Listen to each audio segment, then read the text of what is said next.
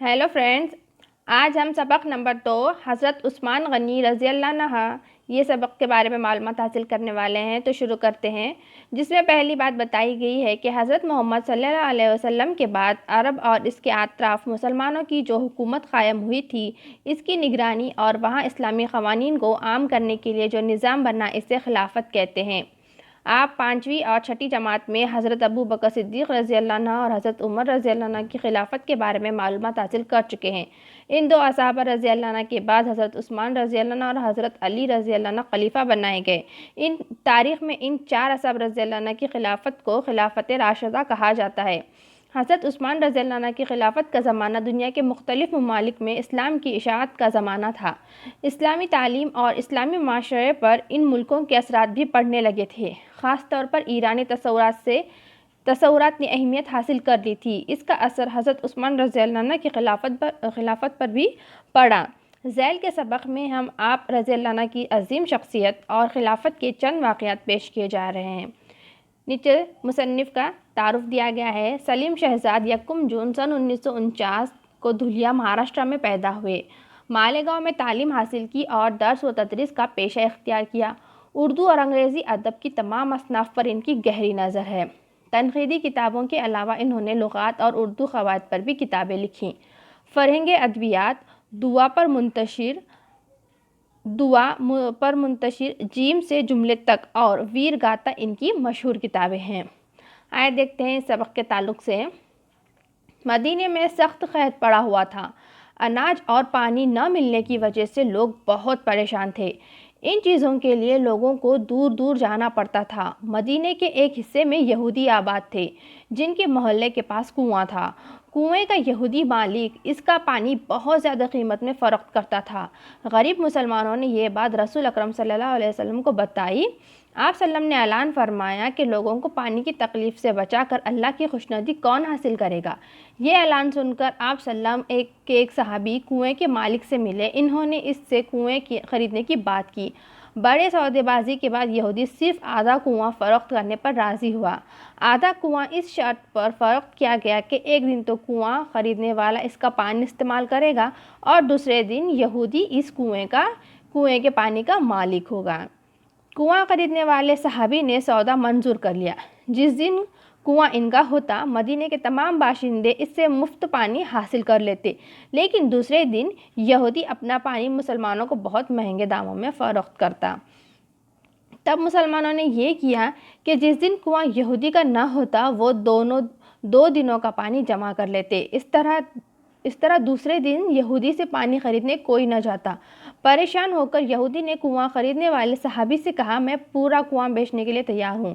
सहाबी ने कुएं की बकिया कीमत भी अदा कर दी और इससे मदीने के सभी बाशिंदों के लिए वक्फ कर दिया। कुआं ख़रीदने वाले ये सहाबी हज़रत उस्मान रज़ी अल्लाह बिन अफ़्फ़ान थे, जो बाद में मुसलमानों के तीसरे खलीफा हुए। हज़रत उस्मान रज़ी अल्लाह का ख़ानदान मक्के का एक मुमताज़ और बाइख्तियार ख़ानदान था, जिसका शुमार क़बीले कुरैश के रईसों में होता था। इनकी वालिदा अरवा हज़रत मोहम्मद सल्लल्लाहु अलैहि वसल्लम की क़रीबी रिश्तेदार थीं। हज़रत उस्मान रज़ी अल्लाह मियाँ नाख़द और मज़बूत बदन के खूबरो शख्स थे। ये बात भी मशहूर है कि हज़रत मोहम्मद सल्लल्लाहु अलैहि वसल्लम से हज़रत उस्मान रज़ी अल्लाह की बहुत ज़्यादा मुशाबहत थी। हज़रत उस्मान रज़ी अल्लाह निहायत बाहया, सब्र करने वाले, नर्म दिल और सख़ी थे। अपनी सखावत की वजह से वो गनी कहलाए। वो सफाई पसंद थे, रोज़ाना गुस्ल करते, साफ़ सुथरे कपड़े पहनते, खुशबू लगाते। इस्लाम कबूल करने के बाद हर जुमा एक ग़ुलाम आज़ाद करना इनका शार बन गया था। खुद सादा खाना खाते, लेकिन मेहमानों को हमेशा लजीज और उम्दा खाना खिलाते थे। खलीफा बन जाने के बाद भी उन्होंने खुद को आम मुसलमानों से बरतर और अफजल नहीं समझा। वो सबके साथ बैठते, सबकी इज़्ज़त करते, लेकिन किसी से अपनी तकरीम की ख्वाहिश न करते थे। एक मर्तबा अपने एक ग़ुलाम से कहा, मैंने तुझ पर जो ज़्यादती की है, मुझसे इसका बदला ले ले और ज़िद करके इन्होंने मुलाजिम से अपने कान पकड़वाए। जब इसने नरमी से इनके कान पकड़े तो कहा, भाई खूब ज़ोर से पकड़, क्योंकि दुनिया का बदला आखिरत के बदले से आसान है। हज़रत मोहम्मद सल्लल्लाहु अलैहि वसल्लम ने अपनी एक बेटी बीबी रुक़ैया रज़ी अल्लाह अन्हा का निकाह हज़रत उस्मान रज़ी अल्लाह अन्हा से कर दिया था। مکے میں جب مسلمانوں پر بہت ظلم ہونے لگا تو وہاں کے کچھ مسلمان حضرت وسلم کی اجازت سے ملک حبش جا کر آباد ہو گئے۔ حضرت عثمان رضی اللہ عنہ بھی اپنی اہلیہ محترمہ کے ساتھ حبش کی طرف ہجرت کر گئے۔ چند برسوں کے بعد جب یہ بات مشہور ہوئی کہ مکے کے لوگ مسلمان ہو گئے ہیں تو حضرت عثمان رضی اللہ عنہ واپس تشریف لے آئے، مگر کافروں کے مسلمان ہو جانے کی خبر جھوٹی تھی۔ ان کے ظلم و ستم مسلمانوں پر برابر جاری تھی۔ حضرت عثمان رضی اللہ عنہ اب رسول اکرم صلی اللہ علیہ وسلم کے ساتھ مکے ہی میں رہے۔ اس کے بعد موقع آیا تو انہوں نے اپنے خاندان کے ساتھ مدینہ ہجرت کی۔ ایک بیماری میں جب بی بی رقیہ کا انتقال ہو گیا تو حضرت نے اپنی دوسری بیٹی بی بی ام کلثوم کو حضرت عثمان رضی اللہ عنہ کے نکاح میں دے دیا۔ رسول اکرم صلی اللہ علیہ وسلم کی 2 بیٹیوں سے نکاح کرنے کے سبب حضرت عثمان رضی اللہ عنہ ذو النورین یعنی 2 نور والے کہلائے۔ ایک بار قحط ہی کے زمانے میں حضرت عثمان رضی اللہ عنہ کے یہاں غلے سے لدے ہوئے 1000 اونٹ آئے۔ مدینے کے بہت سے تاجر دوڑے ہوئے ان کے پاس پہنچے اور انہوں نے دگنی قیمت پر غلے کا سودا کرنا چاہا۔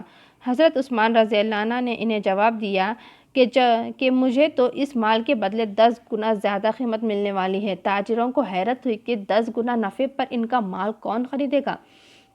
حضرت عثمان رضی اللہ عنہ نے سارا غلہ ضرورت مند عوام میں تقسیم کر دیا اور تاجروں سے کہا کہ اللہ تعالیٰ ایک نیکی کے بدلے 10 نیکیوں کا ثواب عطا کرتا ہے۔ دنیا والوں میں اسلام کا پیغام پہنچانے اور مسلمانوں کو مشرکین کے ظلم و ستم سے بچانے کے لیے حضرت عثمان رضی اللہ عنہ نے رسول اکرم صلی اللہ علیہ وسلم کے ساتھ بہت سی لڑائیوں میں حصہ لیا۔ عرب کے ایک مقام تبوک میں جب لڑائی کا موقع آیا تو انہوں نے اس لڑائی کے لیے تجارت حاصل ہونے والا نفع اللہ کی راہ میں خرچ کر دیا۔ بہت سارا فوجی ساز و سامان حضرت عثمان رضی اللہ عنہ نے اپنے خرچ سے مہیا کیا اور 1000 دینار نقد پیش کیے۔ حضرت عمر رضی اللہ عنہ بن خطاب کی شہادت کے بعد 6 صحابہ رضی اللہ عنہ کی جماعت نے آپس میں مشورہ کر کے حضرت عثمان رضی اللہ عنہ کو مسلمانوں کا خلیفہ مقرر کیا۔ ان کی خلافت کا زمانہ تقریباً 11 سال رہا۔ اپنے زمانہ خلافت میں انہوں نے حضرت عمر رضی اللہ عنہ کی بہت سی باتوں پر عمل کیا۔ ان کی اصلاحات سے اسلامی حکومت نے بہت قوت حاصل کر لی۔ بیرونی ملک سے آنے والے جزیے کی رقم میں اضافہ ہو گیا۔ تجارت، زراعت اور تعلیم کو خوب ترقی ہوئی۔ حضرت ابو بکر رضی اللہ عنہ نے اپنے دور خلافت میں قرآن کا ایک نسخہ ام المومنین حضرت حفصہ رضی اللہ عنہ کے پاس رکھوایا تھا۔ حضرت عثمان رضی اللہ عنہ نے ان سے یہ نسخہ منگوا کر اس کی نقلیں تیار کروائیں اور اسلامی ملکوں میں بھجوا دی تاکہ مسلمان حضرت صلی اللہ علیہ وسلم سے ثابت شدہ قرأت کے مطابق قرآن کی تلاوت کریں۔ حضرت عثمان رضی اللہ عنہ کا یہ ایک بڑا دینی کارنامہ ہے۔ حضرت عثمان رضی اللہ عنہ ایک نرم دل انسان تھے۔ ان کی نرم مزاجی کا فائدہ اٹھا کر بعض لوگوں نے ان سے خلافت چھوڑ دینے کے لیے کہا۔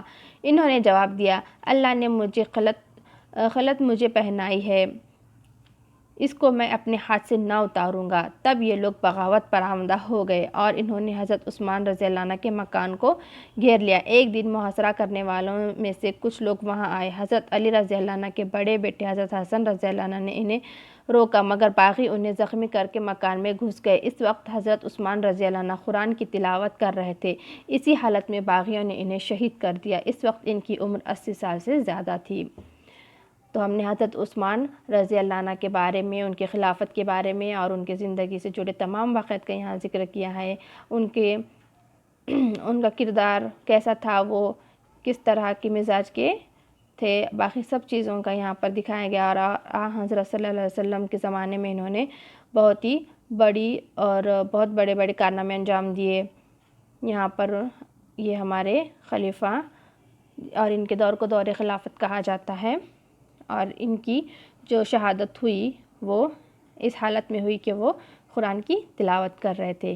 نیچے معنی و اشارت دیے گئے ہیں، جیسے کہ وقف کر دینا یعنی کہ عوام کی بھلائی کے لیے اپنی چیز بلا معاوضہ دے دینا۔ خوبرو یعنی کہ خوبصورت، ممتاز یعنی باعزت، نامور، نمایاں، شعار یعنی کہ طریقہ عادت، تکریم یعنی کہ عزت۔ حبش یعنی افریقہ کا ایک ملک ایتھوپیا۔ جزیہ یعنی کہ اسلامی حکومت میں رہنے والے غیر مسلموں سے ان کی حفاظت کے لیے لی جانے والی معمولی رقم۔